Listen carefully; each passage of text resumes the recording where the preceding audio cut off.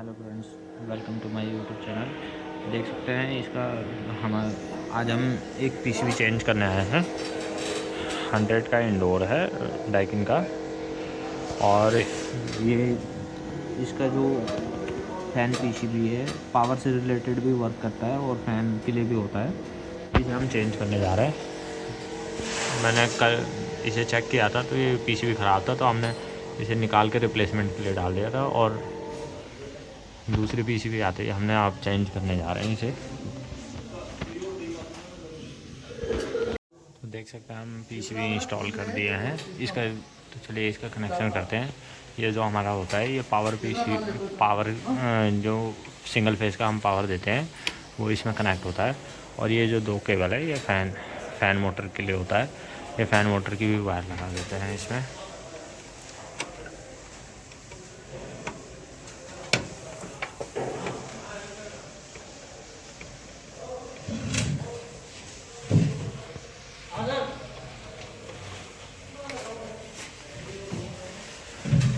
हमने कनेक्शन तो इसका प्रॉपर कर दिया है, अब चेक करते हैं। उसके बाद ड्रेसिंग भी कर देंगे इसका। तो देख सकते हैं फ्रेंड, हमने पीसीबी इंस्टॉल करके कनेक्शन वगैरह इसका सारा कुछ करके, और हमने इसमें इंडोर में सप्लाई ऑन किया है। तो सप्लाई दोनों पीसीबी में एलईडी लाइट ब्लिंक कर रही है। और चलते हैं हम आउटडोर पे चेक करते हैं कि इसमें कोई एरर जनरेट तो नहीं हो रहा है।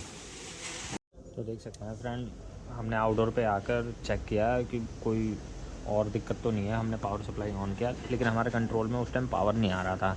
अभी तो आ रहा है। हमने इसका जो ओवर वोल्टेज पीसीबी है हमने इसे बाईपास किया, तो कंट्रोल में पावर आ गया। इसका मतलब ये ओवर वोल्टेज पीसीबी भी ख़राब हो गई है और इसे भी हम चेंज करेंगे।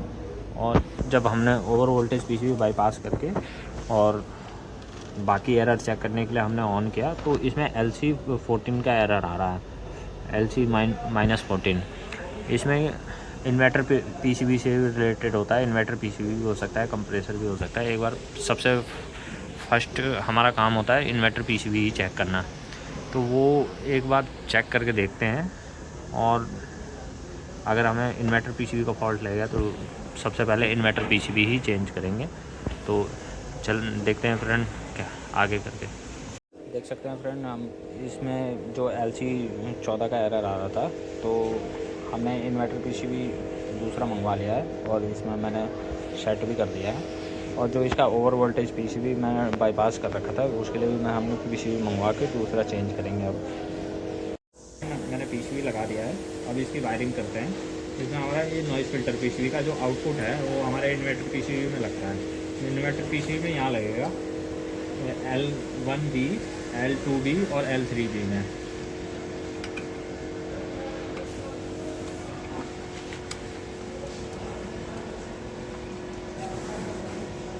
हमने नॉइज़ फ़िल्टर का तो कनेक्शन कर दिया है। अब हमारा जो कंप्रेसर का वायर होता है UVW, उसका भी हम कनेक्शन करते हैं। UVW यू में रेड लगता है और V वाइट और ब्लैक होता है W। तो ये तीनों कनेक्शन करने के बाद उसके आगे कनेक्शन करते हैं। बाकी इसके हम वायरिंग वगैरह करते हैं। जो कंप्रेसर हमारा जो ये फैन पीसीबी के लिए जाता है,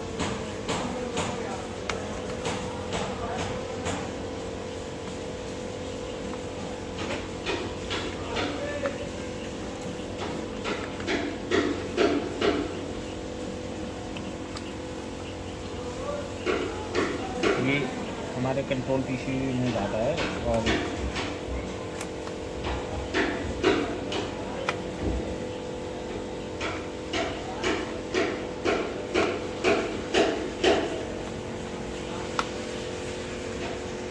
जो ये ब्लैक वाला जैक था इन्वर्टर पीसीबी से लूप होकर फैन पीसीबी के लिए आता है। ये स्टॉप देख सकते हैं फ्रेंड, इसका हमने इन्वर्टर पीसीबी का कनेक्शन कर दिया। अब चलिए आगे का प्रोसेस जो है इन्वर्टर पीसीबी लगाते हैं और उसके बाद देखते हैं आगे का। जो फ्रंट में हमने जो कनेक्शन खोला था वो भी कनेक्शन करेंगे।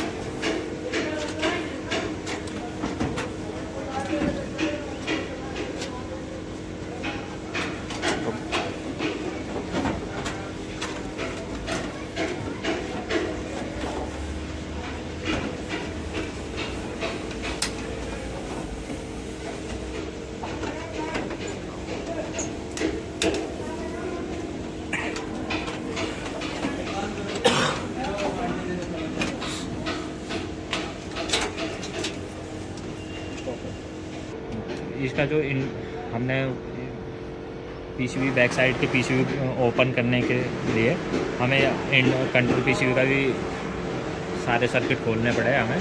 दोबारा इसका कनेक्शन करते हैं, जिसमें एक्सपेंशन वाली इसमें 4 लगे हुए हैं।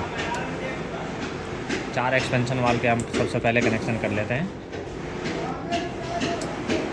सेकंड हमारा जो ये एलपी सेंसर है, सेंसर का कर लेते हैं। और ये एम्बिएंट सेंसर है, एम्बिएंट सेंसर का भी कर लेते हैं।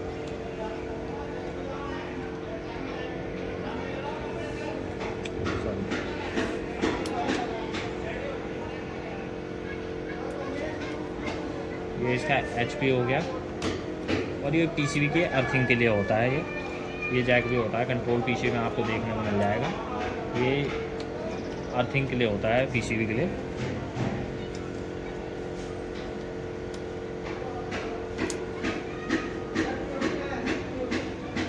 फिर ये 5 जैक वाला सेंसर है। ये 5 सेंसर इसी में एक ही जैक में होते हैं, वो भी हमने कनेक्ट कर दिया है। और ये जो होता है हमारा HP स्विच का होता है। ये HP स्विच का भी हम कनेक्शन कर दे रहे हैं।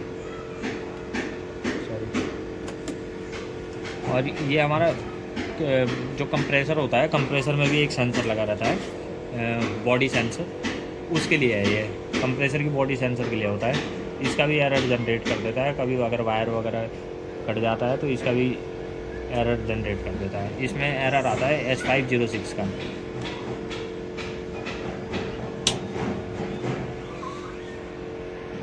सेकंड जो हमारे ये इन्वर्टर पीसीबी से कंट्रोल पीसीबी में कनेक्ट होता है।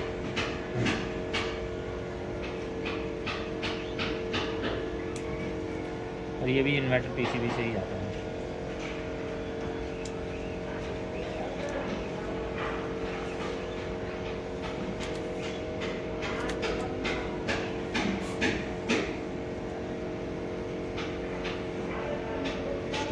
फ्रेंड हमारा जो ये बॉडी हीटर होता है, जो कंप्रेसर का हीटर होता है, बॉडी हीटर, उसको भी हम जैक लगा दे रहे हैं। बाकी हमारा ये लगा हुआ ही है।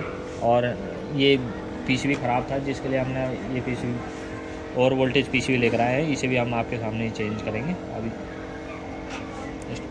देख सकते हैं और वोल्टेज पीसीबी हमने लगा दिया और इसका कनेक्शन करते हैं। इसमें 3 ही तार कनेक्ट होते हैं, 3 ही जैक होते हैं। ये हमने और वोल्टेज पीसीबी ये लगा दिया है। इसमें 3 ही जैक होता है। और ये जैक कलर वाइज होता है, तो हम इसमें कंफ्यूजन होता नहीं है। आप कैसे भी लगा सकते हैं।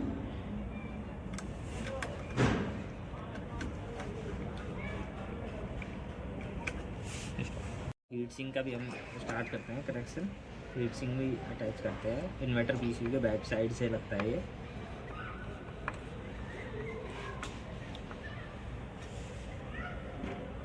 और हीट सिंक में अर्थ ज़रूर लगाना चाहिए। अर्थ के वजह से भी कभी कभी इन्वर्टर पीसीबी का एरर स्टार्ट हो जाता है, तो अर्थिंग ज़रूर देना चाहिए हीट सिंक में।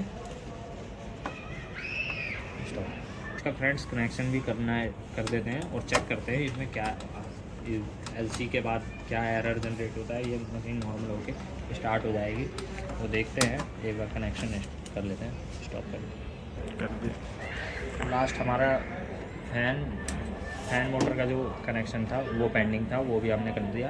इधर पावर के लिए भी कर दिया हमने। 3 फेज़ की सप्लाई है, 8 HP का आउटडोर है ये।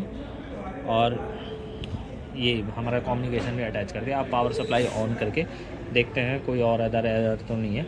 बाकी फिर उसके बाद इसे हम कमीशनिंग कर देंगे दोबारा।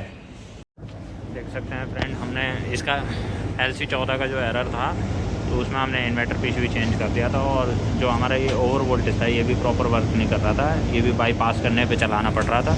बाईपास करने पे चल जा रहा था, लेकिन नॉर्मल पे नहीं चल रहा था। तो हमने ओवर वोल्टेज पीसीबी और इन्वर्टर पीसीबी दोनों हम चेंज कर दिए हैं। और यूनिट हमारा प्रॉपर ओके हो गया है और आउटडोर भी चल पड़ा है।